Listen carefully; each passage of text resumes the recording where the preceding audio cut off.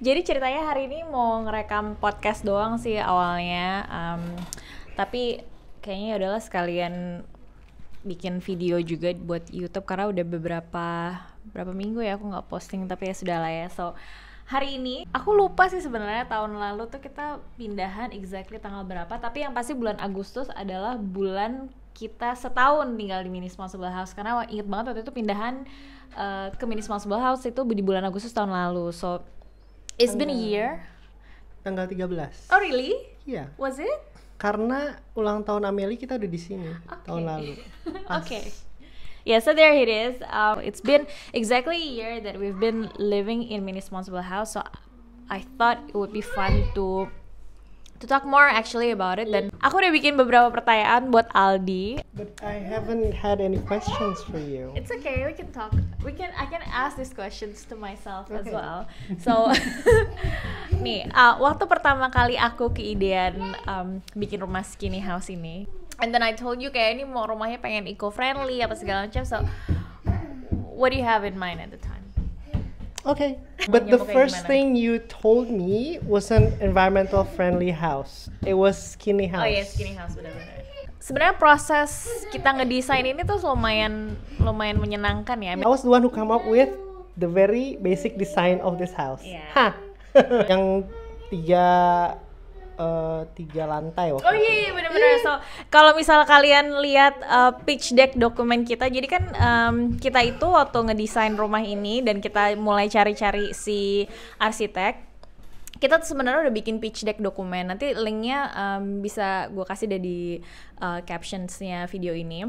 Jadi kita tuh emang bikin pitch deck documents yang kita emang list down kayak details nih bener-bener apa yang kita mau. Dan sebenarnya Aldi waktu itu udah bikin layout awal ya, layout awal desain rumah lantai 1, 2, 3 itu sebenarnya Aldi udah, oh ya waktu itu udah bikin 4 ya, Aldi udah bikin gitu, terus itu yang kita kasih. Dan Hampir sama sih kayak ruangan ini tuh sama nih kalau nggak salah nih.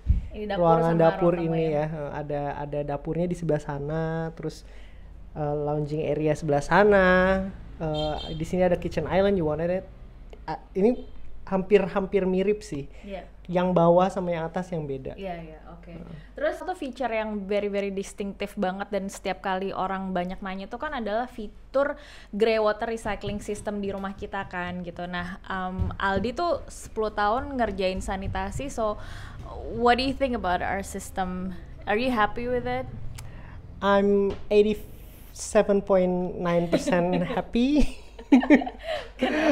Karena ada hal-hal yang sepertinya sih perlu di-improve ya. Karena kayaknya kadang-kadang masih bau, walaupun kadang-kadang juga enggak gitu ya. Septic kita itu kan yang biofil ya, bukan yang biasa gitu. Jadi kita nggak tahu apakah ya itu reaksinya gimana gitu loh. Karena kan septic tank itu biasanya nggak mengambil dari grey water gitu.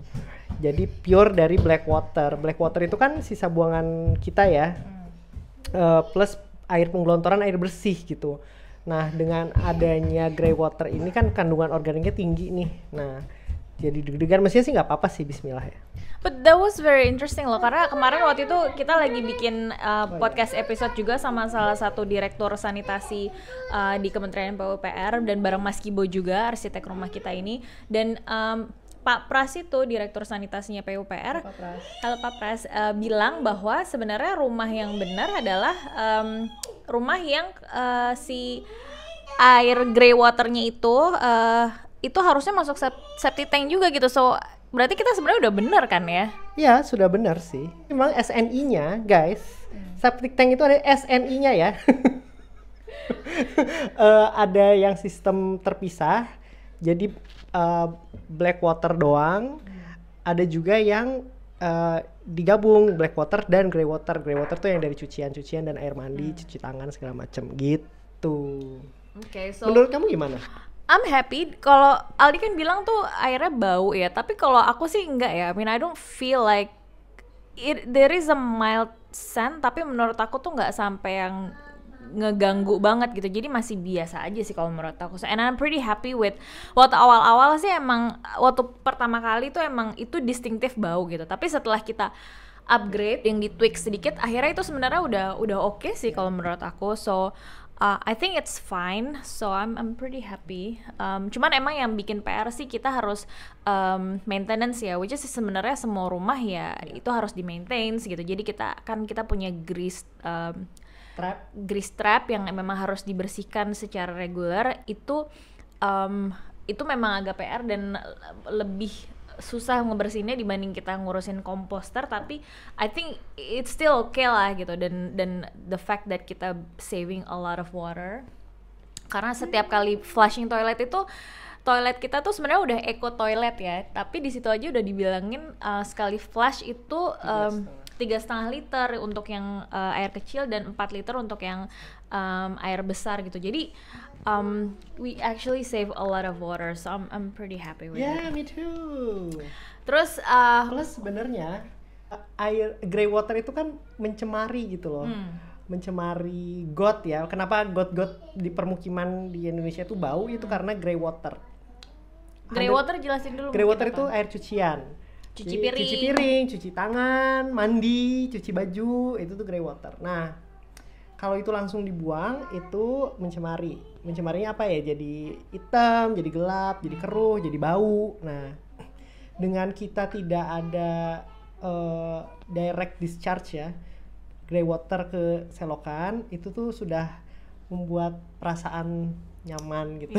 Nyaman di hati ya. Dan karena emang bener guys, jadi nggak boleh, kita tuh air bekas cuci itu tuh nggak boleh langsung sebenarnya dibuang ke selokan di rumah. Jadi tuh masih dicek juga sih di rumah kalian masing-masing tuh air buangan cuci itu tuh keluarnya kemana sih gitu. Karena satu, kalau dari informasi yang kemarin kita peroleh, secara standarisasinya harusnya itu masuk ke septic tank kita, atau dialirkan ke kayak sumber resapan sendiri gitu, supaya setelah melalui filter, dan misalnya kalau dipakai grease trap ya pakai grease trap lagi gitu. Jadi itu sih sebenarnya yang emang dari awal kita perhatikan banget ya. Next is, what's your favorite feature and why? We already discussed it. Okay, yang grey water recycle system ya. Karena emang sih kayak I feel like that's like the coolest thing ever gitu. Setiap kali kita bilang kayak, oh iya kita punya grey water recycling system yang memang nge-recycle air cuci-cuci di rumah kita, plus kita juga ada rainwater harvesting systemnya juga. Dan the fact that bener-bener tadi sih bisa menghemat air yang kita gunakan untuk flushing toilet tuh, it's like the coolest thing ever. What's yours? Kayaknya kalau misalnya waktu itu kita jadi bangun 4 level, that would probably going to be my favorite one. Tapi karena berhubung budget terbatas ya gitu, jadi akhirnya kita cuman bangun sampai 3 lantai doang. So I think my next favorite feature itu adalah si balkon tempat kita duduk-duduk kalau di atas.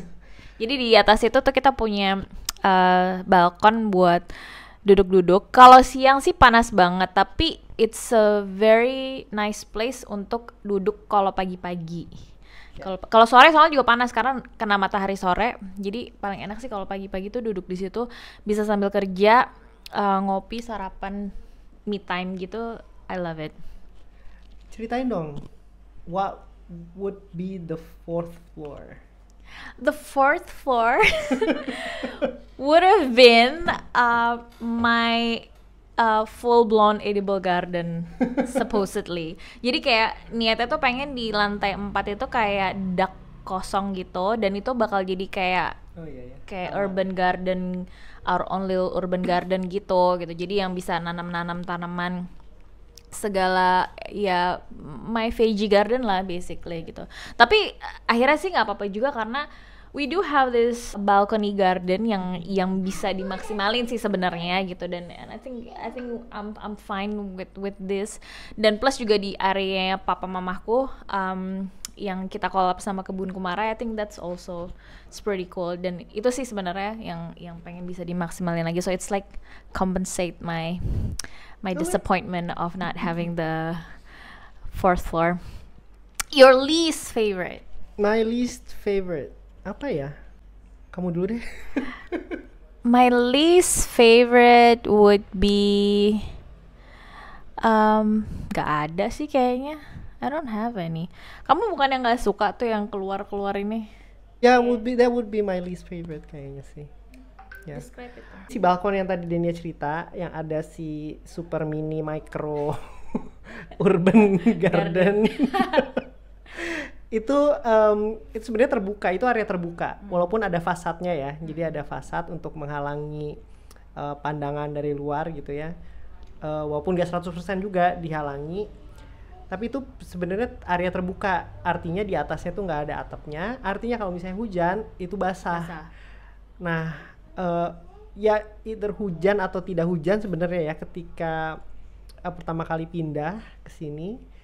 Itu jadi kalau dari dapur di tempat kita sekarang ke atas itu mesti lewat situ kan. Kita mesti buka pintu, keluar lah dikit. Terus naik tangga ke area tempat tidur dan lain-lain. Nah, di pas keluar itu agak aneh perasaannya. Kenapa saya mesti keluar rumah untuk But it's only in Aldi's mind ya. I mean, it's not like actually going outside of the house. Cuman kayak feel a bit of outdoor saja. Dan terus ketika kita keluar kalau basah tuh kayak ngembeng gitu. Jadi perlu waktu untuk perasaan di luarnya itu loh agak aneh. Ada bagian-bagian yang menurut kamu fail nggak sih sama maintenance-nya gimana so far? Waktu awal-awal pindah tuh dan even misalnya sampai sekarang adalah yang misalnya tiba-tiba bocor pas hujan gitu. Terus atau misalnya AC-nya bocor gitu. I think it's pretty normal ya, kayaknya setiap rumah dimanapun kita berada, mau even di apartemen aja tuh pasti ada lah masalah bocor lah, mampet lah, apa segala macam gitu. So I think so far sih maintenance-nya itu, sama memang karena kita punya solar panel jadi itu juga perlu regular maintenance ya gitu. Ini kita juga pernah bikin videonya tentang maintenance-nya solar panel, kalau mau lihat bisa di situ. Terus, ini salah satu komen di YouTube channel kita, kok rumahnya berantakan sih? Ini tuh kita ngakak banget sih waktu kita dapat komen ini ya, karena to be honest kita punya akun mini responsible house yang emang ceritanya akun rumah gitu lah gitu, tapi kita bukan rumah estetik sih gitu, maksudnya barang-barangnya juga cuman dikit. Tapi kita juga nggak minimalis kan sebenarnya, nggak like 100% minimalis sih. Ya biasa aja sebenarnya. Biasa aja sih sebenarnya, dan kita rumah kita emang berantakan banget sih kadang-kadang ya. Bukan kadang juga sih, I mean like everyday itu berantakan, tapi berantakan ya karena anak-anak main gimana ya, maksudnya kayak terus juga di rumah, kerja juga di rumah gitu. Terus kayak ini meja makan tuh ini ada laptopnya Aldi, terus kayak kabel, terus ada buku gambar kayak ya, I mean we do most of our activities at home anyway. Terus anak-anak juga suka ngeluarin mainannya apa segala macam. Jadi kayak in a normal situation emang pasti berantakan. Terus plus masak juga dan lain-lain gitu. Jadi kalau udahannya ya kita bersihin, tapi habis itu berantakan lagi. So I mean kita bukan rumah yang super rapi, nggak ada barang sama sekali. No. Can or you feeling that you want to improve something, what would it be? You go first. Yang agak keganggu mungkin kayak soal safety buat service ke atas gitu. Ini kan kita ada tangga nih yang buat orang-orang untuk melakukan apa sih, bersihin AC apa segala macam. Nah itu tuh pengen lebih diperhatiin lagi sih, kenyamanan orang-orang yang akan melakukan service itu gimana. Sama maybe decluttering lagi sih barang-barang anak-anak terutama ya. Aku mungkin menciptakan drainage holes di platform itu sih. Tetap terobsesi sama si platform itu. My next project also juga untuk lebih memaksimalkan lagi si area edible garden sih. Jadi edible garden yang di sini sama yang di luar, bagian rumah luar.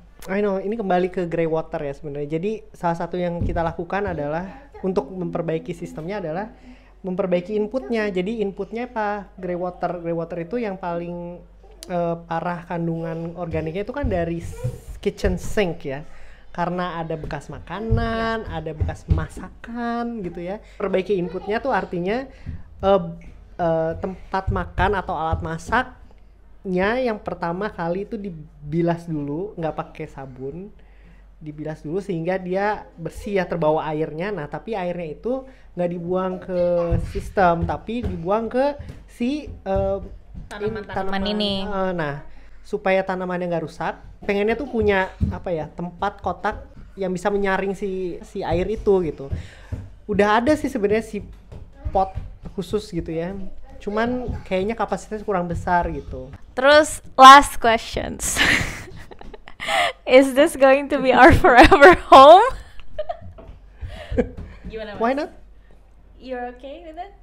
Kamu nggak apa-apa? Home is wherever I am ya. Oh, ya nggak apa-apa Seriously, sih. nggak apa-apa. What do Nggak you think? apa-apa. I'm okay. Sementara sih, I think I'm fine if this is going to be our forever home. Tapi if I have another opportunity, mungkin yang aku pengen adalah dan ini mungkin karena pandemi juga ya, dan ini makin kerasa banget. Dulu sebelum pandemi, I'm actually fine tinggal di rumah yang kecil, karena ketika weekend or any day, misalnya afternoon time gitu tuh, kita bisa jalan-jalan ke taman gitu sama anak-anak and be on the outdoors gitu. Tapi sekarang kayak dengan kondisi kayak sekarang, PPKM, lockdown dan lain-lain, di Jakarta tuh taman-taman kan tutup gitu. Itu sih sebenarnya yang paling sedih banget, karena nggak bisa taman gitu. Jadi akhirnya berpikir apa emang kita harus cari lagi rumah, or even if like kita punya kesempatan untuk pindah nanti, kita mungkin cari rumah yang ada space untuk outdoornya gitu. Kalau emang ada kesempatan untuk get another forever house. What do you think? Iya, setuju. Ya, ada yang mau ditanya lagi soal mini responsible house, nanti share aja di komen atau kirim DM ke kita. But we love our house, right? Right. Oke, sekarang udah mau diajakin main lagi sama anak-anak. So I think that's that. Thank you for watching ya. Bye.